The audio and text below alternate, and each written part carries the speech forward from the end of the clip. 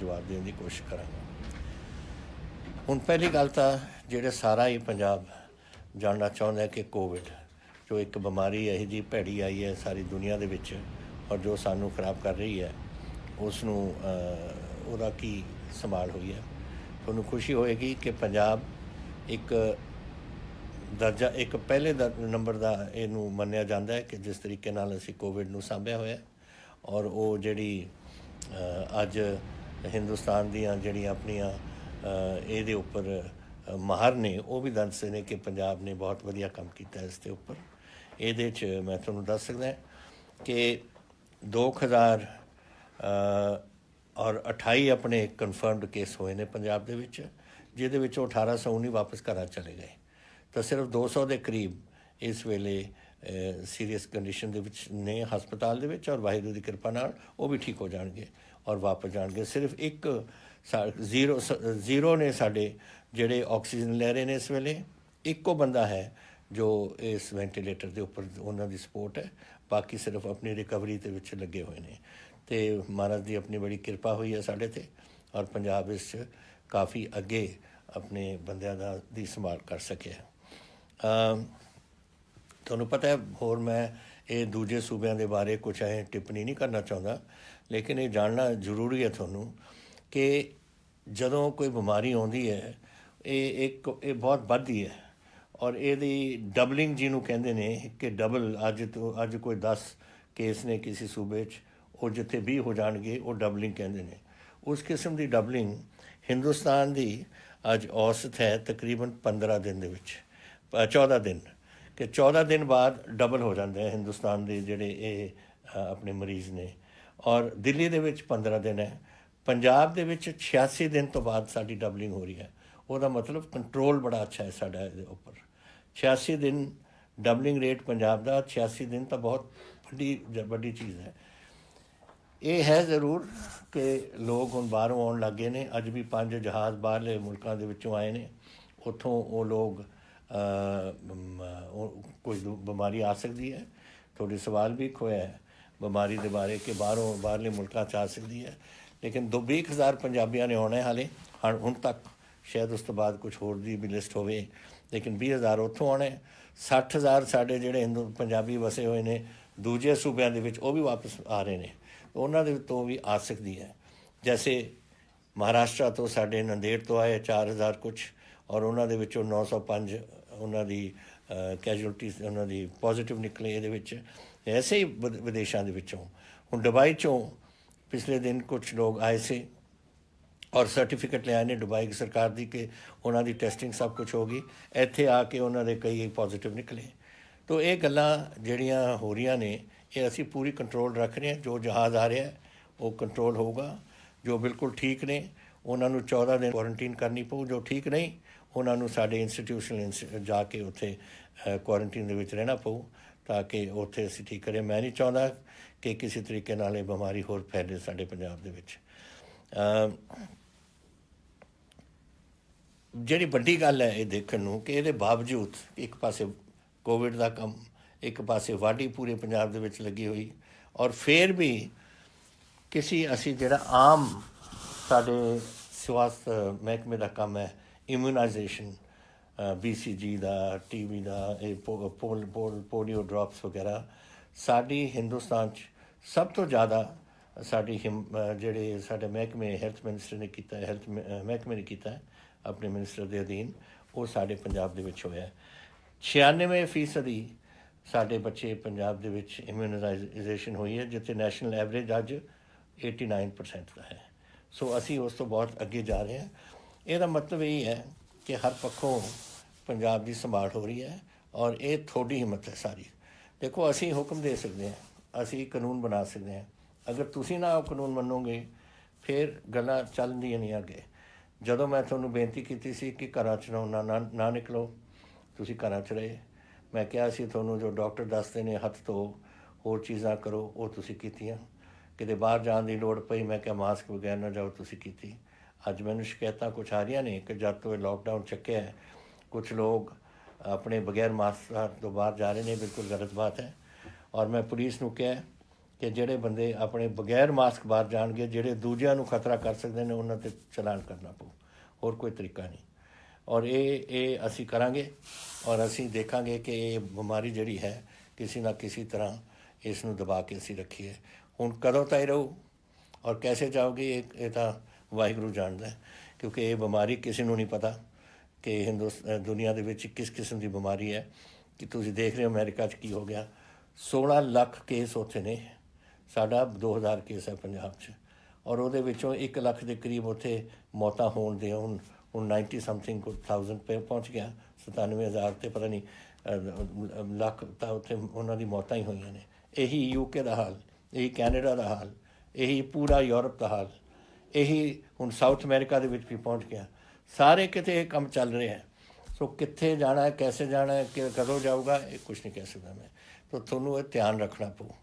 Lockdown ਜ਼ਰੂਰ ਅਸੀਂ ਘਟਾਇਆ, ਕਰਫਿਊ ਘਟਾਇਆ, ਕਿਉਂਕਿ ਸਦਾ ਵਾਸਤੇ ਤਾਂ ਬੰਦੇ ਆਪਣੇ ਘਰਾਂ 'ਚ ਨਹੀਂ ਬਹਿ ਸਕਦੇ। ਇੰਡਸਟਰੀ ਨੇ ਵੀ ਚੱਲਣਾ ਹੈ, ਹੋਰ ਚੀਜ਼ਾਂ ਨੇ ਚੱਲਣਾ ਹੈ।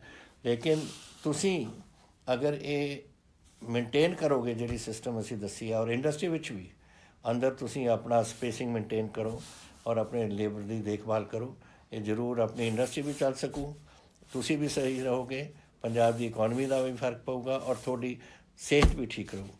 ਮੇਰਾ ਨੰਬਰ 1 ਪ੍ਰੋਗਰਾਮ ਇਹੀ ਹੈ ਕਿ ਪੰਜਾਬੀਆਂ ਦੀ ਸਿਹਤ ਠੀਕ ਰਹੇ, ਔਰ ਉਹ ਅਸੀਂ ਉਸ ਸਿਹਤ ਵਾਸਤੇ ਹੀ ਅਸੀਂ ਪੂਰਾ ਇਹ ਸਾਰਾ ਪ੍ਰੋਗਰਾਮ ਰੱਖਿਆ। ਅੱਜ ਵਾਹਿਗੁਰੂ ਦੀ ਕਿਰਪਾ ਨਾਲ ਪੰਜਾਬ ਨੂੰ ਦੱਸਦੇ ਨੇ ਕਿ ਅਸੀਂ ਨੰਬਰ 1 'ਤੇ ਹੈ ਪੂਰੇ ਹਿੰਦੁਸਤਾਨ 'ਚ। ਇਹ ਤੁਹਾਡੀ ਹਿੰਮਤ ਹੈ, ਮੇਰੀ ਹਿੰਮਤ ਨਹੀਂ, ਤੁਹਾਡੀ ਹਿੰਮਤ ਹੈ, ਔਰ ਮੈਂ ਆਸ ਕਰਦਾ ਕਿ ਤੁਸੀਂ ਇਸ ਨੂੰ ਅੱਗੇ ਵੀ ਅਹੀਂ ਰੱਖਣਾ। ਇਹ ਤੋਂ ਪਹਿਲਾਂ ਕਿ ਮੈਂ ਹੋਰ ਗੱਲਾਂ 'ਚ ਪਵਾਂ ਜਿਹੜੇ ਤੁਸੀਂ ਸਵਾਲ ਕੀਤੇ ਨੇ, ਮੈਂ 1-2 ਗੱਲਾਂ ਆਪ ਨੂੰ ਆਪਣੇ ਤੌਰ ਤੋਂ ਦੱਸਣਾ ਚਾਹੁੰਦਾ। ਉਹ ਹੈ, ਮੈਂ ਧੰਨਵਾਦੀ ਹਾਂ ਆਪਣੇ ਕਿਸਾਨਾਂ ਦਾ।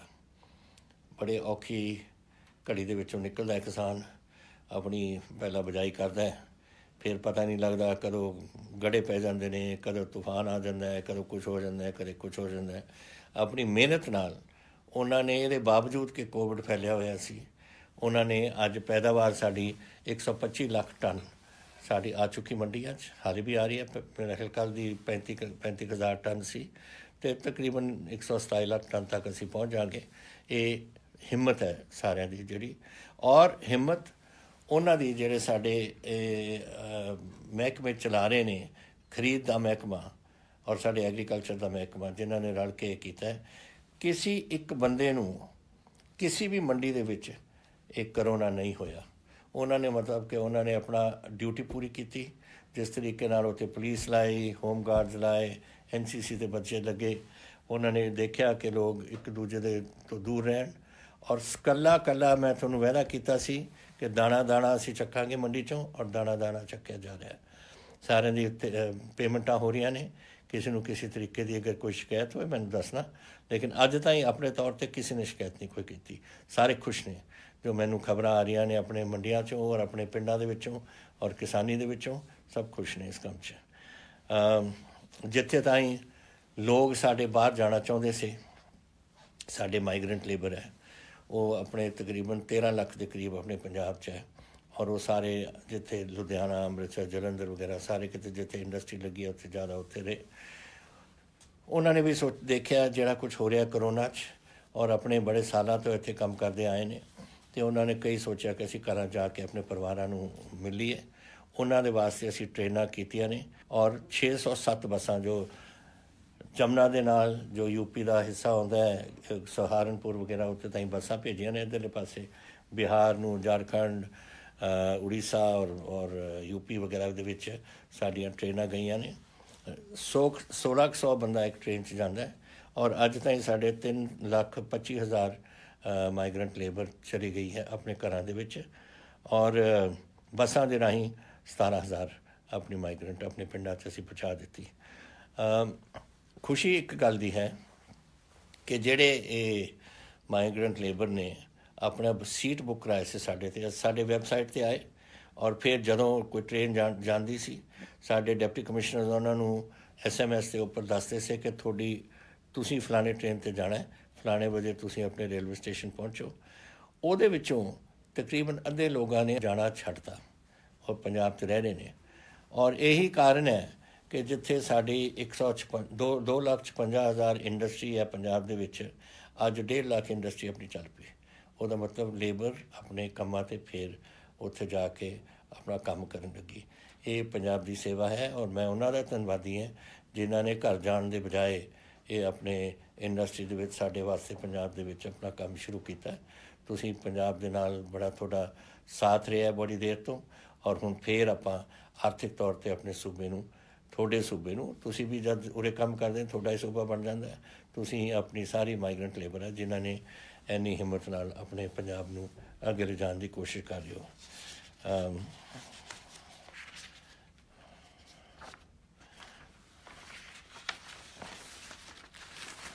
ਤੁਸੀਂ ਮੈਨੂੰ ਪੁੱਛਿਆ ਇੱਕ ਸਵਾਲ ਦੇ ਵਿੱਚ ਕਿ ਮਿਸ਼ਨ ਫਤਿਹ ਕੀ ਹੈ। ਦੇਖੋ ਫਤਿਹ ਕੀ ਹੁੰਦਾ ਹੈ?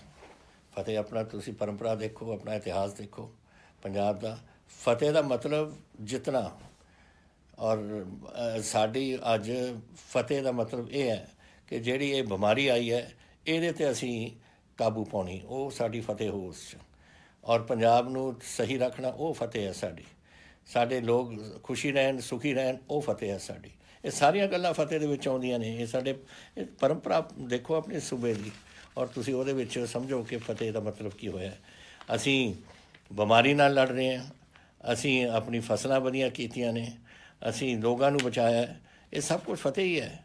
ਔਰ ਇਹ ਫਤਿਹ ਰੱਖਿਆ ਕਿਉਂਕਿ ਸਾਡੀ ਇਹ ਇੱਕ ਇਤਿਹਾਸਿਕ ਇਹ ਲਫ਼ਜ਼ ਹੈ ਜਿਹਦੇ ਰਾਹੀਂ ਲੋਕਾਂ ਨੂੰ ਪਤਾ ਹੈ ਕਿ ਇਹ ਅਸੀਂ ਜਿਹੜੇ ਜੰਗ ਦੇ ਵਿੱਚ ਪਏ ਹੋਏ ਹਾਂ ਉਹਦੇ ਵਿੱਚ ਸਾਡੀ ਫਤਿਹ ਹੀ ਫਤਿਹ ਹੋਣੀ ਹੈ। ਤੋ ਇਹ ਚੀਜ਼ਾਂ ਬੜੀ ਜ਼ਰੂਰੀ ਸੀਆਂ ਜੋ ਤੁਹਾਨੂੰ ਦੱਸਿਆ ਗਿਆ।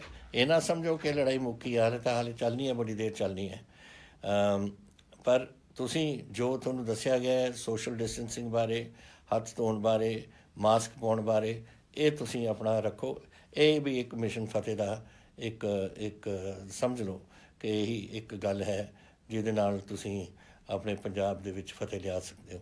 ਤੋ ਇਹ ਚੀਜ਼ਾਂ ਤੁਹਾਨੂੰ ਇਹ ਦੇਖਣੀਆਂ ਪੈਣਗੀਆਂ, ਔਰ ਆਪਣਾ ਪਰਿਵਾਰ ਦਾ, ਆਪਣੇ ਬੱਚਿਆਂ ਦਾ, ਔਰ ਆਪਣੇ ਪੂਰੇ ਪਰਿਵਾਰ ਦਾ ਤੁਸੀਂ ਧਿਆਨ ਰੱਖੋ। ਇਹ ਗੱਲਾਂ ਦੇ ਨਾਲ ਹੀ ਹੋਊਗਾ। ਮੈਂ ਹੁਣ ਥੋੜ੍ਹੇ ਕੁਝ ਸਵਾਲ ਸੇ ਜਿਹੜੇ ਉਹਦੇ 'ਤੇ ਆਉਣਾ ਚਾਹੁੰਦਾ। ਪਹਿਲੀ ਗੱਲ ਤਾਂ ਕੁਨਾਲ ਸੈਣੀ ਜੀ ਨੇ ਮੈਨੂੰ ਪੁੱਛਿਆ ਕਿ ਕਈ ਜਿਹੜੇ ਇੰਡਸਟਰੀ ਵਗੈਰਾ ਚੀਨ ਦੇ ਵਿੱਚ ਲੱਗੀ ਹੋਈ ਸੀ, ਅਮਰੀਕਨ ਇੰਡਸਟਰੀ, ਜੈਪਨੀਜ਼, ਕੋਰੀਅਨ, ਤਾਈਵਾਨੀਜ਼ ਵਗੈਰਾ, ਉਹ ਜਿਹੜੀਆਂ ਚਾਈਨਾ ਛੱਡ ਰਹੇ ਨੇ, ਤੁਸੀਂ ਇਹਦੇ ਬਾਰੇ ਕੁਝ ਕੀ ਕਰ ਰਹੇ ਹੋ? ਅਸੀਂ ਸਾਰੇ ਇਹਨਾਂ ਦੇ ਐਂਬਸੀਜ਼ ਨੂੰ ਅਸੀਂ ਲਿਖਿਆ ਹੋਇਆ, ਔਰ ਉਹਨਾਂ ਦੇ ਨਾਲ ਹੁਣ ਕੋਰੀਅਨ ਵਾਲਿਆਂ ਦਾ ਜਵਾਬ ਵੀ ਆ ਗਿਆ। ਅਸੀਂ ਉਹਨਾਂ ਨਾਲ ਗੱਲਬਾਤ ਸਾਡੀ ਚਾਲੂ ਹੈ ਕਿ ਜਿਹੜੀ ਵੀ ਤੁਹਾਡੀ ਫੈਕਟਰੀਜ਼ ਇੱਥੇ ਪੰਜਾਬ 'ਚ ਆਉਣੀਆਂ, ਅਸੀਂ ਉਹਨਾਂ ਨੂੰ ਜ਼ਮੀਨ ਦੇਵਾਂਗੇ। 4 ਅਸੀਂ ਆਪਣੇ ਇੱਕ ਜਿਹੜੇ ਸਾਡੇ ਇੰਡਸਟਰੀਅਲ ਇੱਕ ਪਾਰਕਸ ਅਸੀਂ ਬਣਾ ਰਹੇ ਹਾਂ, ਉਹ ਬਣੇ ਹੋਏ ਨੇ ਸਾਡੇ। ਮੈਨੂੰ ਖੁਸ਼ੀ ਹੈ ਉਹ ਕਿ ਪਾਰਕਸ ਉਹ ਜਿਹੜੇ ਅਸੀਂ ਫੈਸਲਾ ਕੀਤਾ ਸੀ ਬਣ ਗਏ, ਔਰ ਸਮੇਂ ਸਿਰ ਹੀ ਬਣੇ, ਕਿਉਂਕਿ ਜਦ ਉਹ ਇਹ ਫੈਕਟਰੀ ਆਉਣਗੀਆਂ ਉਹਨਾਂ ਨੂੰ ਜ਼ਮੀਨਾਂ ਦੀ ਲੋੜ ਪਊ। ਅਸੀਂ ਜ਼ਮੀਨਾਂ ਦੇਵਾਂਗੇ, ਅਸੀਂ ਫੈਸਿਲਿਟੀਜ਼ ਦੇਵਾਂਗੇ ਤਾਂ ਕਿ ਉਰੇ ਆ ਕੇ ਆਪਣੀਆਂ ਫੈਕਟਰੀਆਂ ਲਾ ਸਕਣ। ਇੱਕ ਤਾਂ ਇਹ ਹੈ, ਉਹਦੇ ਵਿੱਚ ਸਾਡੀ ਵੀ ਆਰਥਿਕਤਾ, ਔਰ ਤੁਹਾਡੇ ਜਿਹੜੇ ਤੁਸੀਂ ਆਪਣੇ ਬੱਚਿਆਂ ਨੂੰ ਲਾਉਣਾ ਨੌਕਰ ਉੱਥੇ ਲੱਗ ਸਕਣਗੇ। ਇੱਕ ਮੈਨੂੰ ਆਈ ਹੈ ਆਸ਼ੀਮਾ ਤੁਲੀ ਦੀ ਕਿ ਮੈਂ ਕੈਨੇਡਾ ਦੇ ਵਿੱਚ ਫਸੀ ਹੋਈ ਹਾਂ ਅਤੇ ਮੈਂ ਕੀ ਕਰਾਂ। ਮੈਂ ਆਪਣਾ ਜਿਹੜਾ ਉੱਥੇ ਇੱਕ ਰੱਖਿਆ ਹੋਇਆ ਇਹਨਾਂ ਨੇ ਕੋਈ ਜਿਹੜੇ ਬੰਦਿਆਂ ਨੂੰ ਲਿਆਉਣ ਵਾਸਤੇ ਵੰਦੇ ਮਾਤਰਮ ਮਿਸ਼ਨ, ਉਹਨੂੰ ਅਸੀਂ ਅਪਲਾਈ ਕੀਤਾ ਲੇਕਿਨ ਕੋਈ ਜਵਾਬ ਨਹੀਂ ਆਇਆ। ਦੇਖੋ ਗੱਲ ਇਹ ਹੈ ਕਿ ਬਹੁਤ ਲੋਕ ਨੇ ਜਿਹੜਾ ਆਉਣਾ ਚਾਹੁੰਦੇ ਨੇ। ਹੁਣ ਜੈਸੇ ਮੈਂ ਤੁਹਾਨੂੰ ਦੱਸਿਆ 20,000 ਦੇ ਤਾਂ ਸਾਡੇ ਕੋਲ ਖਬਰ ਆ ਗਈ ਮਿਨਿਸਟਰੀ ਆਫ ਐਕਸਟਰਨਲ ਅਫੇਅਰਸ ਤੋਂ ਕਿ ਇੰਨੇ ਲੋਕ ਹੁਣ ਥੋੜ੍ਹੇ ਦਿਨਾਂ 'ਚ ਆ ਰਹੇ ਨੇ। ਗਵਰਨਮੈਂਟ ਆਫ ਇੰਡੀਆ ਤੁਹਾਡੇ ਜਹਾਜ਼ ਭੇਜ ਰਹੀ ਹੈ। ਪਹਿਲਾਂ 174 sorties ਸੀਆਂ ਜਹਾਜ਼ ਦੀਆਂ ਏਅਰ ਇੰਡੀਆ ਦੀਆਂ, ਹੁਣ ਹੋਰ ਹੋ ਰਹੀਆਂ ਨੇ, ਔਰ ਸਾਰਿਆਂ ਨੂੰ ਵਾਪਸ ਲਿਆ ਰਹੇ ਨੇ ਜਿੱਥੇ ਵੀ ਦੁਨੀਆ ਦੇ ਵਿੱਚ ਫਸੇ ਹੋਏ ਨੇ। ਔਰ ਤੁਸੀਂ ਦੁਬਾਰਾ ਚੈੱਕ ਕਰੋ, ਹੋ ਸਕਦਾ ਹੈ ਕਿ ਐਡੇ ਵੱਡੇ ਡਿਮਾਂਡ ਹੋ ਗਈ ਕੈਨੇਡਾ, ਬਿਕੋਜ਼ ਆਪਣੇ ਲੋਕ ਕੈਨੇਡਾ 'ਚ ਬਹੁਤ ਰਹਿੰਦੇ ਨੇ, ਲੇਕਿਨ ਤੁਸੀਂ ਇੱਕ ਵਾਰ ਫਿਰ ਉਹਨਾਂ ਨੂੰ ਤੁਸੀਂ ਲਿਖ ਦਿਓ, ਔਰ ਅਸੀਂ ਵੀ ਤੁਹਾਡਾ ਡਿਟੇਲ ਸਾਰੇ ਮੈਂ ਭੇਜੂੰਗਾ ਕੈਨੇਡਾ ਜਾਂ ਤਾਂ ਕੌਂਸੂਲੇਟ ਨੂੰ ਜਾਂ ਤੁਹਾਡੇ ਇਸ ਮਿਸ਼ਨ ਨੂੰ, ਤਾਂ ਕਿ ਤੁਹਾਨੂੰ ਇਸ ਜੋੜ ਲੈਣ। ਉਹ ਮੈਂ ਮੇਰਾ ਦਫ਼ਤਰ ਉਹਨਾਂ ਨੂੰ ਲਿਖ ਕੇ ਤੁਹਾਨੂੰ ਇਹ ਸਾਰੇ ਡਿਟੇਲ ਤੁਹਾਡੇ ਦਿਓ ਉਹਨਾਂ ਨੂੰ। ਤੀਸਰਾ ਤੁਸੀਂ ਪਿਆ ਕਿ ਝੋਨਾ ਲੱਗਣਾ, ਉਹਦੇ ਵਿੱਚ ਲੇਬਰ ਦੀ ਸ਼ਾਰਟੇਜ। ਦੇਖੋ ਬਹੁਤ ਲੇਬਰ ਦੇ ਰਹੇ, ਮੈਂ ਤੁਹਾਨੂੰ ਦੱਸਿਆ ਸੀ 13 ਲੱਖ ਲੇਬਰ ਸੀ, ਹਾਲੇ ਤਾਂ 3 ਲੱਖ ਗਈ ਹੈ। 10 ਲੱਖ ਲੇਬਰ ਮਾਈਗਰੈਂਟ ਲੇਬਰ ਹਾਲੇ ਹੈ ਸਾਡੇ ਕੋਲ। ਪਤਾ ਨਹੀਂ ਉਹਦੇ ਵਿੱਚੋਂ ਅੱਧੇ ਤਾਂ ਬਾਹਰ ਆ ਰਹੇ ਨੇ, ਹੋਰ ਵੀ ਸ਼ਾਇਦ ਆ ਜਾਣ। ਇੱਕ ਵਾਰ ਚੱਲ ਪਿਆ, ਉਹਨਾਂ ਨੂੰ ਰੋਜ਼ੀ ਚਾਹੀਦੀ ਹੁੰਦੀ ਹੈ। ਅਗਰ ਰੋਜ਼ੀ ਮਿਲ ਜਾਏ, ਅਗਰ ਉਹਨਾਂ ਨੂੰ ਦਿਹਾੜੀ ਮਿਲ ਜਾਏ ਉਰੇ ਪੰਜਾਬ 'ਤੇ, ਫਿਰ ਬਾਹਰ ਜਾਣ ਦੀ ਕੀ ਲੋੜ ਹੈ। ਤਾਂ ਸ਼ਾਇਦ ਉਹ ਰੁਕ ਜਾਣ, ਔਰ ਕਿਉਂਕਿ ਉਰੇ ਬਿਮਾਰੀ ਵੀ ਨਹੀਂ ਹੈ ਇੰਨੀ ਜ਼ਿਆਦਾ, ਤਾਂ ਸ਼ਾਇਦ ਰੁਕ ਕੇ ਆਪਣਾ ਇਹ ਸਾਰਾ ਕੁਛ ਇੱਥੇ ਕਰਾ ਸਕਣ। ਤਾਂ ਇਹਦੇ ਵਿੱਚ ਇਹ ਲੇਬਰ ਦਾ ਵੀ ਮੇਰਾ ਖਿਆਲ ਕਮੀ ਨਾ ਹੋਏ। ਲੇਕਿਨ ਇੱਕ ਹੋਰ ਨਵਾਂ ਜੋ ਪੰਜਾਬ ਐਗਰੀਕਲਚਰ ਯੂਨੀਵਰਸਿਟੀ ਨੇ ਦੱਸਿਆ, ਡਰਿਲ ਨਾਲ ਬੜੇ ਲੋਕ ਹੁਣ ਆਪਣੀ ਝੋਨਾ ਬੀਜਣਾ ਚਾਹੁੰਦੇ ਨੇ। ਜੈਸੇ ਕਣਕ ਆਪਾਂ ਡਰਿਲ ਕਰਦੇ ਹਾਂ, ਐਸੇ ਝੋਨਾ ਡਰਿਲ ਕਰਨਾ ਚਾਹੁੰਦੇ ਨੇ। ਔਰ ਹੋ ਸਕਦਾ ਹੈ ਆਪਾਂ ਪਹਿਲਾਂ ਆਪਣੀ ਪਨੀਰੀ ਲਾਉਂਦੇ ਸੀ, ਫਿਰ ਚੱਕ ਪੱਟ ਕੇ ਉੱਥੋਂ ਲੈ ਜਾਂਦੇ ਸੀ ਖੇਤ ਦੇ ਵਿੱਚ, ਔਰ ਉੱਥੇ ਅਸੀਂ ਲਗਵਾਉਂਦੇ ਸੀ। ਹੁਣ ਜਦ ਤੁਸੀਂ ਡਾਇਰੈਕਟ ਸੀਡਿੰਗ ਕਰਕੇ ਤੁਸੀਂ ਆਪਣੀ ਸਿੱਧਾ ਹੀ ਤੁਸੀਂ ਫਸਲ ਲੈ ਸਕੋ, ਤਾਂ ਫਿਰ ਇਹਦੇ 'ਚ ਪੈਸੇ ਵੀ ਤੁਹਾਡੇ ਬੜੇ ਬਚਦੇ ਨੇ। ਹੁਣ ਸੁਣਿਆ ਬਹੁਤ ਲੋਕ ਬਹੁਤ ਕੁਛ ਮੰਗ ਰਹੇ ਨੇ, 1 ਏਕੜ ਦਾ, ਕਿਤੇ 5000, ਕਿਤੇ 6000, ਕਿਤੇ 7000 ਝੋਨਾ ਟਰਾਂਸਪਲਾਂਟਿੰਗ ਨੂੰ। ਉਹ ਸਾਰਾ ਤੁਹਾਡਾ ਪੈਸਾ ਬਚੋ ਅਗਰ ਤੁਸੀਂ ਇਹ ਕਰੋਗੇ। ਸੋ ਇਹ ਕਈ ਲੋਕ ਕਰ ਰਹੇ ਨੇ, ਮਸ਼ੀਨਾਂ ਬਣ ਰਹੀਆਂ ਨੇ, ਔਰ ਡਰਿਲਿੰਗ ਹੋ ਰਹੀ ਹੈ ਪੰਜਾਬ ਦੇ ਵਿੱਚ। ਲੋਕ ਹਾਲੇ ਤਾਂ ਨਹੀਂ ਸ਼ੁਰੂ ਕੀਤਾ, ਲੇਕਿਨ ਤਿਆਰੀ ਕਰ ਰਹੇ ਨੇ ਉਸਦੀ। ਸੋ ਇਹ ਮੈਂ ਇਹਨੂੰ ਜ਼ਿਆਦਾ ਨਹੀਂ ਸਮਝੂੰਗਾ ਕਿ ਇਹਦਾ ਕੋਈ ਅਸਰ ਸਾਡੇ ਜ਼ਿਆਦਾ ਝੋਨੇ ਦੇ ਉੱਪਰ ਪਊ। ਅੱਛਾ, ਤੁਸੀਂ ਇੱਕ ਹੋਰ ਪੁੱਛਿਆ ਸੀ ਮੈਨੂੰ, ਹਰਜੋਤ ਰੰਧਾਵਾ ਅਤੇ ਸੰਜੂ ਦੀਪ ਨੇ, ਅਗਰ ਲੋਕ ਜਹਾਜ਼ ਚੜ੍ਹਨ ਤੋਂ ਪਹਿਲਾਂ ਟੈਸਟਿੰਗ ਹੋ ਗਈ ਤਾਂ ਦੁਬਾਰਾ ਔਰ ਟੈਸਟਿੰਗ ਕਰਨ ਦੀ ਕੀ ਲੋੜ ਹੈ, ਔਰ ਕੁਆਰੰਟੀਨ ਦੀ ਕੀ ਲੋੜ ਹੈ। ਦੇਖੋ ਗੱਲ ਇਹ ਹੈ, ਟੈਸਟ ਦੁਬਈ 'ਚ ਹੋਇਆ ਸੀ, ਔਰ ਜੋ ਉੱਥੋਂ ਆਏ ਸੀ 164 ਬੰਦੇ, ਉਹਨਾਂ ਕਿੰਨੇ ਬੰਦਿਆਂ ਨੂੰ ਉਰੇ ਆ ਕੇ ਇਹ ਹੋ ਗਿਆ ਸੀ ਕੋਵਿਡ ਪੋਜ਼ੀਟਿਵ, ਕਿੰਨੇ ਨਿਕਲੇ? ਜਿੰਨੇ ਪੋਜ਼ੀਟਿਵ ਨਿਕਲੇ ਉਹ ਉੱਥੇ ਵੀ ਚੈੱਕ ਹੋਏ ਸੀ ਦੁਬਈ 'ਚ, ਤਾਂ ਫਿਰ ਇੱਥੇ ਆ ਕੇ ਕਿਉਂ ਪੋਜ਼ੀਟਿਵ ਨਿਕਲੇ? ਇਸ ਕਰਕੇ ਪਹਿਲੀ ਗੱਲ ਤਾਂ ਇਹ ਹੈ ਕਿ ਮੈਂ ਕਿਸੇ ਦਾ ਕੋਈ ਸਰਟੀਫਿਕੇਟ ਨਹੀਂ ਐਕਸੈਪਟ ਕਰਦਾ। ਮੈਂ ਕਰੂੰਗਾ ਜੋ ਅਸੀਂ ਆਪ ਹੀ ਚੈੱਕ ਕਰਾਂਗੇ। ਜਿਹੜਾ ਜਹਾਜ਼ ਆਊਗਾ ਬੰਦੇ ਚੈੱਕ ਹੋਣਗੇ, ਜਿਨ੍ਹਾਂ ਨੂੰ ਕੁਛ ਕੋਵਿਡ ਦਾ ਕੁਛ ਸਿੰਪਟਮਸ ਨਜ਼ਰ ਆਉਣ, ਉਹ ਜਾਣਗੇ ਇਨਟੂ ਆਈਸੋਲੇਸ਼ਨ। ਜਿਹੜੀ ਕੁਆਰੰਟੀਨ ਸਾਡੀ ਹਸਪਤਾਲ ਦੇ ਵਿੱਚ, ਉਹਨਾਂ ਨੂੰ ਉੱਥੇ ਦੇਖਿਆ ਜਾਊਗਾ। ਇਹ ਮੈਂ ਕੋਈ ਸਰਟੀਫਿਕੇਟ ਬਾਹਰੋਂ ਨਹੀਂ ਐਕਸੈਪਟ ਕਰੂੰਗਾ, ਜੋ ਮਰਜ਼ੀ ਦੇ ਦੇਣ, ਕੋਈ ਉਹੀ ਕਾਗਜ਼ ਬਣਾ ਦੇਣ। ਹੁਣ ਕੈਸੇ ਹੋ ਸਕਦਾ ਹੈ ਕਿ ਜਦ ਦੁਬਈ ਸਾਰਿਆਂ ਨੂੰ ਚੈੱਕ ਕਰਦੀ ਹੈ ਔਰ ਉਹਨਾਂ ਨੂੰ ਭੇਜ ਦਿੰਦੀ ਹੈ, ਤਾਂ ਇਹ ਦੁਬਈ ਦੇ ਵਿੱਚ ਅਗਰ ਇਹੋ ਜਿਹੀ ਗੱਲ ਕੋਈ ਹੋ ਜੇ ਤਾਂ ਦੂਜੇ ਮੁਲਕ ਜਿਹੜੇ ਹੁਣ ਗੇਬੋਨ ਹੈ ਜਾਂ ਹਾਈਟੀ ਹੈ ਜਾਂ ਕਿਤੇ, ਤੁਹਾਡਾ ਖਿਆਲ ਉਹ ਸਰਟੀਫਿਕੇਟ ਨੂੰ ਉਹ ਠੀਕ ਰਹਿਣਗੇ? ਮੈਂ ਹੋ ਸਕਦਾ ਹੈ ਕਿ ਜਰਮਨੀ ਵਿੱਚ ਕੋਈ ਠੀਕ ਕਰ ਦੇ, ਸਵਿਟਜ਼ਰਲੈਂਡ ਵਿੱਚ ਠੀਕ ਕਰ ਦੇ, ਲੇਕਿਨ ਬਹੁਤ ਮੁਲਕ 88 ਮੁਲਕਾਂ ਤੋਂ ਲੋਕਾਂ ਨੇ ਆਉਣਾ। ਉੱਥੇ ਛੋਟੇ ਮੁਲਕ ਨੇ, ਉੱਥੇ ਮੈਂ ਨਹੀਂ ਉਹਨਾਂ ਦੀ ਐਕਸੈਪਟ ਕਰਦਾ ਸਰਟੀਫਿਕੇਟ। ਦੂਸਰਾ ਤੁਸੀਂ ਇਹ ਵੀ ਪੁੱਛਿਆ ਸੀ ਕਿ ਇੰਨੀ ਰਿਕਵਰੀ ਰੇਟ ਕੈਸੇ ਹੋ ਗਈ। ਮੈਂ ਤੁਹਾਨੂੰ ਹੁਣ ਆંકੜੇ ਦੱਸੇ ਨੇ। 2028 ਤਾਂ ਸਾਡੇ ਲੋਕ ਸੀ ਜਿਨ੍ਹਾਂ ਨੂੰ ਕੇਸ ਹੋਏ ਨੇ, ਔਰ 1819 ਤਾਂ ਵਾਪਸ ਆਪਣੇ ਘਰਾਂ ਚਲੇ ਗਏ ਉਹਨਾਂ ਦੇ ਇਲਾਜ ਤੋਂ ਬਾਅਦ। ਸੋ ਸਿਰਫ 200 ਦੇ ਕਰੀਬ ਸਾਡੇ ਕੇਸ ਨੇ ਜਿਹੜੇ ਪੈਂਡਿੰਗ ਪਏ ਨੇ। ਇਹੀ ਤਰੀਕਾ ਹੁੰਦਾ, ਔਰ ਇਹ ਤੁਸੀਂ ਕਰਵਾਇਆ ਨਾ। ਅਗਰ ਤੁਸੀਂ ਆਪਣੇ ਜਿਹੜੀਆਂ ਅਸੀਂ ਗੱਲਾਂ ਕੀਤੀਆਂ ਨੇ ਨਾ ਤੁਸੀਂ ਮੰਨਦੇ, ਤਾਂ ਹੁਣ ਨੂੰ ਤਾਂ ਕਈ ਹਜ਼ਾਰਾਂ ਕੇਸ ਹੋ ਜਾਣੇ ਸੀ। ਇਹ ਤੁਸੀਂ ਜਿਹੜੀ ਮਾਸਕਿੰਗ ਰੱਖੀ, ਡਿਸਟੈਂਸਿੰਗ ਰੱਖੀ, ਲੋਕਡਾਊਨ ਦੇ ਵਿੱਚ ਘਰਾਂ 'ਚ ਰਹੇ, ਸਾਰੇ ਇਹਦਾ ਨਤੀਜਾ ਆ ਹੈ ਜਿਹੜੇ ਆંકੜੇ ਮੇਰੇ ਸਾਹਮਣੇ ਪਏ ਨੇ। ਇਹ ਪ੍ਰਿਯੰਕਾ ਮਹਾਜਨ ਨੇ ਅੰਮ੍ਰਿਤਸਰ ਤੋਂ, ਇਹਨਾਂ ਨੇ ਕਿਹਾ ਜੂਨ ਤੋਂ ਬਾਅਦ ਕਈ ਟ੍ਰੇਨਾਂ ਅੰਮ੍ਰਿਤਸਰ 'ਚ ਆਉਣਗੀਆਂ। ਤੁਹਾਡਾ ਟ੍ਰੇਨਾਂ ਦੇ ਬਾਰੇ ਕੀ ਕੈਸੇ ਆਪਾਂ ਸਪਰੈਡ ਨਾ ਹੋ ਜਾਏ, ਜਿਹੜੀ ਬਿਮਾਰੀ ਹੈ ਇਹ ਫੈਲ ਨਾ ਜਾਏ। ਹਰ ਟ੍ਰੇਨ ਜਾਂ ਹਰ ਬੱਸ ਸਟਾਪ 'ਤੇ ਜੋ ਪੁਆਇੰਟ ਟੂ ਪੁਆਇੰਟ ਜਾਂਦੀ ਹੈ, ਅਸੀਂ ਉੱਥੇ ਜਿਹੜਾ ਵੀ ਉੱਥੋਂ ਸਾਡੇ ਲੋਕ ਉਤਰਨਗੇ ਟ੍ਰੇਨਾਂ ਤੋਂ, ਇਕੱਲੇ ਦਾ ਚੈੱਕ ਹੋ। ਅਸੀਂ ਇਹ ਨਹੀਂ ਜਾਣ ਦੇਵਾਂਗੇ ਟ੍ਰੇਨਾਂ ਤੋਂ ਬਾਅਦ। ਜੈਸੇ ਜਹਾਜ਼ਾਂ 'ਤੇ ਹੁੰਦਾ ਸਾਡੇ ਰੇਲਵੇ ਏਅਰਪੋਰਟਸ ਦੇ ਉੱਪਰ ਇਕੱਲੇ ਬੰਦੇ ਨੂੰ ਚੈੱਕ ਕੀਤਾ, ਐਸੇ ਹੀ ਟ੍ਰੇਨਾਂ ਦੇ ਵਿੱਚ ਹੋਊਗਾ। ਐਸੇ ਜਿੱਥੇ ਪੁਆਇੰਟ ਟੂ ਪੁਆਇੰਟ ਆਉਂਦੀ ਹੈ, ਫਰਜ਼ ਕਰੋ ਹਾਲੇ ਤਾਂ ਇੰਟਰ ਸਟੇਟ ਆਪਣੀ ਟਰਾਂਸਪੋਰਟ ਨਹੀਂ ਚੱਲੀ, ਪਰ ਜਦ ਚੱਲੂ, ਅਗਰ ਦਿੱਲੀ ਤੋਂ ਕੋਈ ਬੱਸ ਆਊਗੀ ਚੰਡੀਗੜ੍ਹ, ਤਾਂ ਉਹ ਇਕੱਲੇ ਪੈਸੇਂਜਰ ਨੂੰ ਚੈੱਕ ਕੀਤਾ ਜਾਊਗਾ। ਸੋ ਇਹ ਚੀਜ਼ਾਂ ਨਾ ਤੁਸੀਂ ਵਰੀ ਕਰੋ। ਅਸੀਂ ਕਿਸੇ ਨੂੰ ਇੱਥੇ ਬਿਮਾਰੀ ਨਾਲ ਉਰੇ ਆਉਣ ਨਹੀਂ ਦੇਣਾ। ਸਟੇਟਾਂ ਦੇ ਵਿੱਚ ਤੁਸੀਂ 60,000 ਲੋਕ ਆਉਣਾ ਚਾਹੁੰਦੇ ਹੋ, ਜਦ ਆਓਗੇ ਅਸੀਂ ਤੁਹਾਡਾ ਪ੍ਰਬੰਧ ਕਰ ਰਹੇ ਹਾਂ। ਜਦ ਅਸੀਂ ਪ੍ਰਬੰਧ ਕਰ ਸਕਦੇ ਹਾਂ ਆਪਣੇ ਮਾਈਗ੍ਰੈਂਟ ਲੇਬਰ ਦਾ, ਤਾਂ ਅਸੀਂ ਆਪਣੇ ਬੰਦਿਆਂ ਨੂੰ ਲਿਆਉਣ ਦਾ ਵੀ ਪ੍ਰਬੰਧ ਕਰ ਸਕਦੇ ਹਾਂ, ਲੇਕਿਨ ਤੁਹਾਨੂੰ ਕੁਆਰੰਟੀਨ ਉਹੀ ਤਰੀਕਾ ਜੋ ਮੈਂ ਤੁਹਾਨੂੰ ਦੱਸਿਆ, ਕਿਉਂਕਿ ਇਹ ਬਿਮਾਰੀ ਇਹੀ ਜਿਹੀ ਹੈ ਕਿ ਅੱਜ ਅਗਰ ਤੁਹਾਨੂੰ ਲੱਗ ਜੇ, ਇਹ 5 ਔਰ 7 ਦਿਨ ਦੇ ਦਰਮਿਆਨ ਇਹ ਨਜ਼ਰ ਆਉਂਦੀ ਹੈ। ਤੋ ਇਹ 14 ਦਿਨ ਦੇ ਵਿੱਚ ਅਸੀਂ ਇਹਨੂੰ safety as a safe matter of abundant precaution ਕਹਿ ਲਓ, ਅਸੀਂ ਰੱਖਿਆ ਕਿ 14 ਦਿਨ ਕੁਆਰੰਟੀਨ, ਉਹਦੇ ਵਿੱਚ ਡਾਕਟਰ ਤੁਹਾਨੂੰ ਚੈੱਕ ਕਰਨਗੇ। 14 ਦਿਨ ਤੋਂ ਬਾਅਦ ਤੁਸੀਂ ਠੀਕ ਹੋ, ਬਸ ਬਿਲਕੁਲ ਠੀਕ। ਅਗਰ ਨਹੀਂ ਠੀਕ, ਫਿਰ ਤੁਹਾਨੂੰ ਜਾ ਕੇ ਉਹਨੂੰ ਹਸਪੀਟਲਾਈਜ਼ ਤੁਹਾਨੂੰ ਕਰਨਾ ਪਊਗਾ। ਇਹ ਤੁਸੀਂ ਜਿਹੜੀ ਯਸ਼ਿਕਾ ਵਾਧਵਾ ਜੀ ਨੇ ਮੈਨੂੰ ਲਿਖੀ ਹੈ ਕਿ ਤੁਸੀਂ ਕਿਹਾ ਸੀ ਕਿ ਸਕੂਲ ਜਿਹੜੇ ਔਨਲਾਈਨ ਚਾਰਜਿਸ ਟਿਊਸ਼ਨ ਫੀਸ ਤੋਂ ਇਲਾਵਾ ਕੁਛ ਨਹੀਂ ਹੋਰ ਹੋ ਸਕਦਾ, ਔਰ ਇਹ ਵੀ ਇੰਪਲੀਮੈਂਟ ਨਹੀਂ ਹੋ ਰਿਹਾ। ਪਲੀਜ਼ ਤੁਸੀਂ ਮੈਨੂੰ ਡਿਟੇਲ ਭੇਜੋ ਕਿਹੜਾ ਸਕੂਲ ਹੈ ਜਿੱਥੇ ਇਹ ਹੋ ਰਿਹਾ, ਅਸੀਂ ਸਖਤੀ ਕਰਾਂਗੇ। ਕਿਉਂਕਿ ਜਦ ਇੱਕ ਵਾਰ ਸਰਕਾਰ ਨੇ ਫੈਸਲਾ ਕਰ ਲਿਆ ਕਿ ਅਸੀਂ ਇੱਥੇ ਕਿਸੇ ਨੂੰ ਇਹਨਾਂ ਨੂੰ ਚਾਰਜ ਨਹੀਂ ਕਰਨ ਦੇਣਾ, ਸਿਰਫ ਜੋ ਚੀਜ਼ਾਂ ਇਸਤੇਮਾਲ ਕਰ ਰਹੇ ਹੋ ਜੈਸੇ ਔਨਲਾਈਨ ਟ੍ਰੇਨਿੰਗ ਟਿਊਸ਼ਨ ਹੋਏ ਜਾਂ ਕੁਛ, ਉਹ ਵੱਖਰੀ ਗੱਲ ਹੈ, ਬਟ ਹੋਰ ਕੋਈ ਚਾਰਜਿਸ ਨਹੀਂ ਹੋਣਗੇ।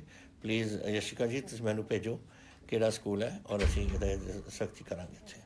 ਇਹੀ ਤੁਸੀਂ ਪਹਿਲਾਂ ਦੇਖੋ, ਸ਼ਾਲੂ ਅਰੋੜਾ ਜੀ ਅੰਮ੍ਰਿਤਸਰ, ਪ੍ਰਿਤਪਾਲ ਸਿੰਘ ਅੰਮ੍ਰਿਤਸਰ ਕਹਿੰਦੇ ਨੇ ਇਹੀ ਕਿ ਲੋਕ ਬਗੈਰ ਪ੍ਰੀਕਾਸ਼ਨ 'ਚ ਸੜਕਾਂ 'ਤੇ ਨਿਕਲ ਰਹੇ ਨੇ, ਮਾਸਕ ਨਹੀਂ ਪਾ ਰਹੇ। ਇਹ ਬੜੀ ਮਾੜੀ ਗੱਲ ਹੈ, ਔਰ ਤੁਹਾਡੀ ਗੱਲ ਬਿਲਕੁਲ ਸਹੀ ਹੈ। ਤੁਸੀਂ ਕਿਹਾ ਪਲੀਜ਼ ਡੂ ਸਮਥਿੰਗ, ਨਹੀਂ ਕਰੋਨਾ ਵਧੂ, ਇਹ ਸਹੀ ਗੱਲ ਹੈ।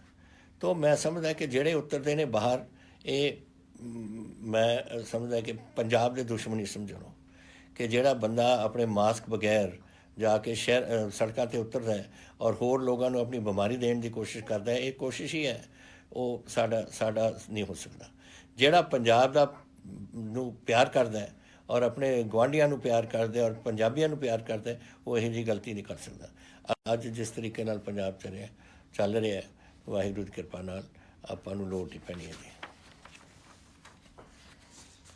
ਤੁਸੀਂ ਜਿਮਸ, ਮੈਨੂੰ ਪਤਾ ਹੈ ਬੱਚੇ ਖਾਸ ਕਰਕੇ ਜਿੰਮਾਂ ਨੂੰ ਜਾਣਾ ਚਾਹੁੰਦੇ ਨੇ, ਔਰ ਜਦ ਤੁਸੀਂ ਜਾਂ ਤਾਂ ਸੈਰ ਨਹੀਂ ਕਰ ਸਕਦੇ ਜਾਂ ਜਿਮ 'ਚ ਨਹੀਂ ਜਾ ਸਕਦੇ, ਵਾਹਿਗੁਰੂ ਕਰੇ ਇਹ ਹੁਣ 31 ਤਰੀਕ ਨੂੰ ਇਹ ਜਿਹੜਾ ਲੋਕਡਾਊਨ ਗਵਰਨਮੈਂਟ ਆਫ ਇੰਡੀਆ ਨੇ ਕਰਫਿਊ ਵਗੈਰਾ ਲਗਾਇਆ, ਇਹ 31 ਤਰੀਕ ਨੂੰ ਦੇਖਾਂਗੇ ਕੀ ਹੋਰ ਕੀ ਕਰਦੇ ਨੇ। ਸ਼ਾਇਦ ਜਿਮ ਖੋਲ੍ਹਦੇ ਨੇ। ਇਸ ਵੇਲੇ ਤਾਂ ਜਿਮ, ਹੋਟਲਸ, ਰੈਸਟੋਰੈਂਟਸ, ਮੈਰਿਜ ਪੈਲੇਸਾਂ, ਇਹ ਸਭ ਕੁਝ ਬੰਦ ਰੱਖੀਆਂ ਨੇ ਗਵਰਨਮੈਂਟ ਆਫ ਇੰਡੀਆ ਨੇ, ਕਿਉਂਕਿ ਤੁਹਾਨੂੰ ਪਤਾ ਹੈ ਇਹ ਸਾਡੀ this is a national disaster ਦਾ ਕੁਝ ਚਲਾਉਂਦੇ ਨੇ ministry of home government of India. ਜਿਹੜਾ ਸਟੇਟ ਡਿਜ਼ਾਸਟਰ ਹੈ ਉਹ ਅਸੀਂ ਚਲਾਉਂਦੇ ਹਾਂ, ਲੇਕਿਨ ਇਹ ਪੂਰੇ ਹਿੰਦੁਸਤਾਨ 'ਚ ਹੈ। So it's we come under the national disaster act, ਔਰ ਉਹ ਜੋ ਹੁਕਮ ਆਉਂਦਾ ਦਿੱਲੀੋਂ ਸਾਨੂੰ ਇੱਥੇ ਪੂਰਾ ਕਰਨਾ ਪੈਂਦਾ। ਔਰ ਉਹ ਜਿਮ ਔਰ ਇੰਟਰਾ ਸਟੇਟ ਬੱਸ ਸਰਵਿਸ ਜਾਂ ਜੈਸੇ ਮੈਂ ਹੋਰ ਤੁਹਾਨੂੰ ਗੱਲਾਂ ਦੱਸੀਆਂ ਨੇ, ਰੈਸਟੋਰੈਂਟਸ, ਹੋਟਲ, ਸਿਨੇਮਾ ਵਗੈਰਾ, ਇਹ ਸਭ ਗਵਰਨਮੈਂਟ ਡਿਜ਼ਾਸਟਰ ਐਕਟ ਦੇ ਅਧੀਨ ਇਹ ਹਾਲੇ ਮਨਜ਼ੂਰੀ ਨਹੀਂ ਹੈ। ਦੇਖਦੇ ਹਾਂ, ਪਰ ਆਈ ਥਿੰਕ 31 ਮਈ 'ਚ ਸ਼ਾਇਦ ਪ੍ਰਾਈਮ ਮਿਨਿਸਟਰ ਕੁਛ ਉੱਥੋਂ ਅਨਾਊਂਸ ਕਰਦੇ ਨੇ, ਉਹ ਆਪਾਂ ਨੂੰ ਦੇਖਣਾ ਪਊ 31 ਮਈ ਤਾਈਂ। ਫਿਰ ਤੀਸਰਾ ਅਗਲਾ ਸਵਾਲ ਇਹ ਵੀ ਸੀ, ਸਾਮ ਸ਼ਰਮਾ ਲੁਧਿਆਣੇ ਅਤੇ ਹਰਮਨ ਢਿੱਲੋਂ ਸੂਰਜ ਆਹੀ ਕਿ ਤੁਸੀਂ ਜਿਮ ਕਦ ਖੋਲ੍ਹੋਗੇ? ਮੈਂ ਤੁਹਾਨੂੰ ਜਵਾਬ ਦੇ ਸਕਿਆ। ਮੈਂ ਬਸ ਇੰਨੇ ਤੁਸੀਂ ਕੱਟ ਲਿਆ ਕਸ਼ਟ, 2 ਮਹੀਨੇ ਹੋ ਗਏ ਨੇ, ਹੁਣ ਥੋੜ੍ਹੇ ਹਫ਼ਤੇ ਥੋੜ੍ਹੀ ਦੇਰ ਰਹਿ ਗਈ, 31 ਮਈ ਤਾਂ ਇੰਤਜ਼ਾਰ ਕਰ ਲਓ ਔਰ ਸ਼ਾਇਦ ਸਭ ਠੀਕ ਹੋ ਜਾਏ। ਫਿਰ ਉਸ ਤੋਂ ਬਾਅਦ ਤੁਸੀਂ ਪੁੱਛ ਰਹੇ ਹੋ ਕਿ ਫਲਾਈਟਾਂ ਨੂੰ ਕਿਉਂ ਰੀਸਟਾਰਟ ਕੀਤਾ। ਦੇਖੋ, ਇੰਡਸਟਰੀ ਹੁਣ ਖੋਲ੍ਹਤੀ, ਜਿਹੜੇ ਨਾਨ ਕਨਫਾਈਨਡ ਜ਼ੋਨਸ ਨੇ ਨਾ, ਉਹਦੇ ਵਿੱਚ ਇੰਡਸਟਰੀ ਆਪਣੀ ਚਾਲੂ ਹੋ ਗਈ। ਮੈਂ ਤੁਹਾਨੂੰ ਦੱਸਿਆ ਸੀ ਹੁਣ ਪੰਜਾਬ 'ਚ 2,56,000 ਯੂਨਿਟਾਂ ਵਿੱਚੋਂ 1.5 ਲੱਖ ਯੂਨਿਟ ਆਪਣੇ ਚੱਲ ਪਏ। ਉਹਨਾਂ ਦੇ ਕੋਈ ਮਾਲਿਕ ਤਾਂ ਹੁੰਦੇ ਨੇ, ਕੋਈ ਇਨਵੈਸਟਮੈਂਟ ਆ ਰਹੀ ਹੈ, ਬਹੁਤ ਇਨਵੈਸਟਮੈਂਟ ਬਾਹਰੋਂ ਆਈ, ਕੋਈ ਅਮਰੀਕਾ ਤੋਂ ਆ ਰਹੀ ਹੈ, ਕੋਈ ਜਰਮਨੀ ਤੋਂ ਆ ਰਹੀ ਹੈ, ਕੋਈ ਜਾਪਾਨ ਤੋਂ ਆ ਰਹੀ ਹੈ, ਕੁਛ ਇਟਲੀ ਤੋਂ ਆ ਰਹੀ ਹੈ। ਤੋ ਜਿਹੜੇ ਆਉਣਾ ਆਪਣੇ ਫੈਕਟਰੀ ਉਹਨੇ ਲਾਈ ਬੈਠੇ ਨੇ, ਉਹਨਾਂ ਨੇ ਜਦ ਆਪਣੇ ਮੁਲਕਾਂ ਤੋਂ ਆਉਣਾ ਫਿਰ ਜਹਾਜ਼ 'ਚ ਹੀ ਆਉਣਾ। So that is why government of India ਨੇ ਥੋੜ੍ਹੀ ਇੰਨੀ ਨਹੀਂ ਜਿੰਨੇ ਜਹਾਜ਼ ਪਹਿਲਾਂ ਆਉਂਦੇ ਸੀ, ਥੋੜ੍ਹੀ ਉਹਦੇ ਵਿੱਚ ਤਬਦੀਲੀ ਕੀਤੀ। ਔਰ ਉਹਨਾਂ ਉੱਥੇ ਹੀ ਨਹੀਂ, ਲੋਕਲ ਆਪਣੇ ਕੋਈ ਬੰਗਲੌਰ ਤੋਂ ਆਉਣਾ ਚਾਹੁੰਦਾ ਹੈ, ਕੋਈ ਮੁੰਬਈ ਤੋਂ ਆਉਣਾ ਚਾਹੁੰਦਾ ਹੈ। ਤੋ ਇਹ ਚੀਜ਼ਾਂ ਹੈ, ਲੇਕਿਨ ਉਹਨਾਂ ਨੂੰ ਅਸੀਂ ਜਿਹੜਾ ਆਊਗਾ ਦੇ ਵਿਲ ਬੀ ਟੈਸਟਡ। ਅਸੀਂ ਇਹ ਮੈਂ ਤੁਹਾਨੂੰ ਦੱਸ ਚੁੱਕਿਆ ਕਿ ਅਸੀਂ ਨਹੀਂ ਆਉਣ ਦੇਣਾ ਕਿਸੇ ਨੂੰ ਜਿਹੜਾ ਟੈਸਟ ਬਗੈਰ ਇੱਥੇ ਆ ਸਕੇ। ਸੋ ਇਹਦਾ ਤੁਹਾਨੂੰ ਵਾਰੀ ਕਰਨ ਦੀ ਲੋੜ ਨਹੀਂ, ਅਸੀਂ ਜ਼ਰੂਰ ਕਰਾਂਗੇ। ਔਰ ਸਾਡੇ ਏਅਰਪੋਰਟ 'ਤੇ ਜਿੱਥੇ ਗਵਰਨਮੈਂਟ ਆਫ ਇੰਡੀਆ ਚਲਾਉਂਦੀ ਹੈ ਏਅਰਪੋਰਟ 'ਤੇ, ਉੱਥੇ ਟੈਸਟਿੰਗ ਹੁੰਦੀ ਹੈ, ਉਹਦੇ ਨਾਲ ਹੀ ਪੰਜਾਬ ਟੈਸਟ ਕਰਦਾ ਹੈ। ਸੋ ਅਸੀਂ ਬੜੀ ਸਖਤੀ ਕਰ ਰਹੇ ਹਾਂ ਇਸ ਗੱਲ 'ਤੇ। ਤੁਸੀਂ ਜਿਹੜੀ ਅਲਾਉ ਕੀਤੀ Chandigarh administrative to reserve bus service in Punjab, and also ਇਹ ਸੁਰੇਸ਼ ਵਰਮਾ ਜੀ ਨੇ ਕਿਹਾ ਪਨਬਸ ਵਗੈਰਾ, ਤੇ ਇਹ ਤਾਂ ਮੇਰੇ ਖਿਆਲ ਖੁੱਲ੍ਹ ਗਈ ਹੈ। ਇਹ ਤਾਂ ਹੁਣ ਤਾਂ ਸਾਰੇ ਤੁਹਾਡੇ ਚੰਡੀਗੜ੍ਹ ਤੋਂ ਪੰਜਾਬ ਦੇ ਵਿੱਚ ਤੁਹਾਡੇ ਬੱਸਾਂ ਚੱਲ ਰਹੀਆਂ ਨੇ। ਇਹ ਕੱਲ੍ਹ ਤੋਂ ਮੇਰੇ ਖਿਆਲ ਸ਼ੁਰੂਆਤ ਹੋ ਗਈ ਸੀ ਨਾ। ਸੋ ਇਹ ਤਾਂ ਤੁਹਾਨੂੰ ਪਤਾ ਲੱਗ ਗਿਆ ਹੋਣਾ। ਤੁਸੀਂ ਇਹ ਪੁੱਛਿਆ ਇਹ ਸੰਦੀਪ ਰਾਏ ਜੀ, ਮੈਂ ਪਹਿਲਾਂ ਵੀ ਜਾ ਚੁੱਕਿਆ ਬੈਂਗਲੌਰ ਤੋਂ ਕਿ this is an option for home quarantine for people coming from other states as domestic flights are starting now. ਮੈਂ ਤੁਹਾਨੂੰ ਦੱਸਿਆ ਹੋਇਆ ਕਿ ਜਦੋਂ ਤੁਸੀਂ ਆਓਗੇ ਤੁਹਾਡਾ ਚੈੱਕ ਹੋਊਗਾ, ਇਫ ਯੂ ਆਰ ਓਕੇ ਤੁਹਾਨੂੰ ਹੋਮ ਆਪਣੇ ਕੁਆਰੰਟੀਨ ਭੇਜ ਦਾਂਗੇ। ਅਗਰ ਤੁਹਾਨੂੰ ਬਿਮਾਰੀ ਹੈ ਤਾਂ ਤੁਹਾਨੂੰ you will have to go in for proper hospitalisation. ਇਹੀ ਤੁਸੀਂ ਮੈਨੂੰ ਪੁੱਛਿਆ ਬਾਹਰਲੇ ਮੁਲਕਾਂ ਦਾ ਜਵਾਬ ਇਹੀ ਹੈ ਕਿ ਅਗਰ ਤੁਸੀਂ ਬਾਹਰਲੇ ਮੁਲਕਾਂ ਤੋਂ ਵੀ ਆਓਗੇ ਇਹੀ ਤੁਹਾਨੂੰ ਉੱਥੇ ਹੋਊਗਾ। ਹੋਮ ਬੈਟਲ ਤੁਸੀਂ ਕਿਹਾ, this is think tank organisation ਹੈ ਕੋਈ, ਜਿਹਨੇ ਮੈਨੂੰ Indian think tank organisation. Home battle seems almost won, but these incoming people are to be handle carefully to stop further spread. ਇੱਕ ਗੱਲ ਮੈਥੋਂ ਸੁਣ ਲਓ ਤੁਸੀਂ, the home battle is not won at the moment we are, ਅਸੀਂ ਇਸ ਨੂੰ ਕਾਬੂ ਕੀਤਾ ਹੋਇਆ, ਲੇਕਿਨ ਤੁਸੀਂ ਦੇਖ ਨਹੀਂ ਰਹੇ ਕਿ ਦੁਨੀਆ 'ਚ ਕੀ ਹੋ ਰਿਹਾ। ਸਾਰਿਆਂ ਦੇ ਘਰਾਂ 'ਚ ਟੈਲੀਵਿਜ਼ਨ ਨੇ, ਸਾਰੀ ਦੁਨੀਆ ਦਾ ਦੇਖ ਲਓ ਆંકੜੇ ਕਿੱਥੇ ਪਹੁੰਚੇ ਹੋਏ ਨੇ। ਅੱਜ ਮੈਂ ਦੇਖ ਰਿਹਾ ਸੀ ਸਵੇਰੇ ਗਲੋਬਲੀ 5 ਮਿਲੀਅਨ ਕੇਸਿਸ ਹੋਏ ਨੇ ਕਰੋਨਾ ਦੇ, ਐਂਡ ਇਹ ਤਾਂ ਵਧੇਗਾ। ਇਹ ਦੇ ਕਹਿ ਰਹੇ ਨੇ ਕਿਤੇ ਸੈਕੰਡ ਵੇਵ ਆ ਰਹੀ ਹੈ ਚਾਈਨਾ ਵਿੱਚ ਵੀ। ਸੋ ਜਦ ਤਾਈਂ ਪਤਾ ਲੱਗਦਾ ਹੈ ਇਹਦਾ ਕਿ ਕੀ ਕਿਸਮ ਦੀ ਬਿਮਾਰੀ ਹੈ।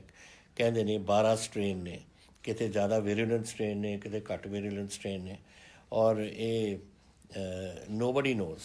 ਲੇਕਿਨ ਅਗਰ ਅਸੀਂ ਸਮਝਦੇ ਹਾਂ ਕਿ ਅੱਜ ਲੜਾਈ ਖਤਮ ਇਹਦੀ ਪੂਰੀ ਹੋ ਗਈ, ਨਹੀਂ ਪੂਰੀ ਹੋਈ, ਇਸ ਨੇ ਆਉਣਾ। ਸ਼ਾਇਦ ਸਾਡੇ ਵੀ ਆંકੜੇ ਵਧਣ, ਕਿਉਂਕਿ ਜਦ ਲੋਕ ਬਾਹਰੋਂ ਆਉਣਗੇ ਘਬਰਾਉਣ ਦੀ ਕੋਈ ਲੋੜ ਨਹੀਂ ਕਿ ਅਸੀਂ ਕਾਬੂ ਇਸ 'ਤੇ ਰੱਖਿਆ। ਜੈਸੇ ਮੈਂ ਤੁਹਾਨੂੰ ਦੱਸਿਆ ਤਕਰੀਬਨ ਸਾਰੇ ਹੀ ਬੰਦੇ ਸਾਡੇ ਜਾ ਕੇ ਰਾਜੀ ਹੋ ਕੇ ਵਾਪਸ ਆਪਣੇ ਘਰਾਂ 'ਚ ਗਏ ਨੇ। ਮੌਤਾਂ ਹੋਈਆਂ ਨੇ ਸਾਡੀਆਂ, ਅਨਫੋਰਚੂਨੇਟ ਗੱਲ ਹੈ, ਲੇਕਿਨ ਇਹ 39 ਮੌਤਾਂ ਹੋਈਆਂ ਨੇ ਸਾਡੀਆਂ। ਹਿੰਦੁਸਤਾਨ ਵਿੱਚ ਵੀ ਬਹੁਤ ਹੋਈਆਂ ਨੇ, but these are things we have to accept. ਇਹ ਬਿਮਾਰੀ ਦਾ ਇਹ ਐਂ ਚੱਲਦਾ ਹੈ। ਔਰ ਆਮ ਤੌਰ 'ਤੇ ਜਿਨ੍ਹਾਂ ਦੀ ਉਮਰ ਜ਼ਿਆਦਾ ਹੈ ਉਹਨਾਂ ਨੂੰ ਇਹ ਬਿਮਾਰੀ ਜ਼ਿਆਦਾ ਲੱਗਦੀ ਹੈ, ਬਟ ਫਿਰ ਵੀ we have to all be careful on this issue. ਔਰ ਇਹ ਵਾਹਿਗੁਰੂ ਕਰੇ ਅਸੀਂ ਕੰਟਰੋਲ ਕਰਾਂਗੇ, but this battle is not one, we have to be prepared. ਔਰ ਆਪਾਂ ਨੂੰ ਪੂਰੀ ਲੜਾਈ ਨਾਲ ਇਹ ਰੱਖਣਾ, ਤਾਂ ਹੀ ਅਸੀਂ ਇਹਨੂੰ ਨਾਮ ਮਿਸ਼ਨ ਫਤਿਹ ਰੱਖਿਆ ਕਿ ਇਹਦੇ 'ਤੇ ਅਸੀਂ ਫਤਿਹ ਪਾਉਣਾ, ਔਰ ਇਹ ਫਤਿਹ ਹੋਊਗੀ। ਲੇਕਿਨ ਦੇਖਣਾ ਪਊ। ਅੱਜ ਜੋ ਮੈਂ ਇੱਕ ਅਮਰੀਕਾ ਦਾ ਹੀ ਵਾਜ਼ ਲੀਡਿੰਗ ਵਾਇਰੋਲੋਜਿਸਟ, ਇਹ ਵਾਇਰਸ ਹੈ ਨਾ, ਵਾਇਰੋਲੋਜਿਸਟ ਦਾ ਮੈਂ ਦੇਖ ਰਿਹਾ ਸੀ ਟੈਲੀਵਿਜ਼ਨ। ਉਹਨੇ ਕਿਹਾ ਅਗਰ ਤੁਸੀਂ ਸਮਝਦੇ ਹੋ ਕਿ ਹੁਣ ਕੋਈ ਇਹਦਾ ਇਲਾਜ ਨਿਕਲੇ, ਕੋਈ ਇਲਾਜ ਨਹੀਂ। ਇਹਦਾ ਤਾਂ ਇਲਾਜ ਨੇਚਰ ਹੈ, ਇਹਦਾ ਇਲਾਜ ਕੁਛ ਹੋਰ ਨਹੀਂ। ਲੇਕਿਨ ਜਿਹੜਾ ਇਹਨਾਂ ਦਾ ਆਊਗਾ ਇਹ vaccine, you can be prepared for 14 to 16 months। ਉਸ ਤੋਂ ਪਹਿਲਾਂ ਪੂਰਾ ਵੈਕਸੀਨ ਨਹੀਂ ਆਉਣਾ ਜਿਹੜਾ ਦੁਨੀਆ ਨੂੰ ਕਵਰ ਕਰ ਲੇ। So you have to be prepared. ਔਰ ਆਪਾਂ ਨੂੰ ਉਦੋਂ ਤੱਕ ਟੋਟਲ ਆਪਾਂ ਨੂੰ ਕੰਟਰੋਲ ਰੱਖਣਾ ਪਊ ਜੋ ਡਾਕਟਰ ਸਾਨੂੰ ਦੱਸ ਰਹੇ ਨੇ, ਔਰ ਫਿਰ ਆਪਾਂ ਪੰਜਾਬ ਨੂੰ ਸਹੀ ਰੱਖਾਂਗੇ ਔਰ ਆਪਣੇ ਦੇਸ਼ ਨੂੰ। ਇਹ ਦੇਸ਼ ਦੀ ਲੜਾਈ ਹੈ।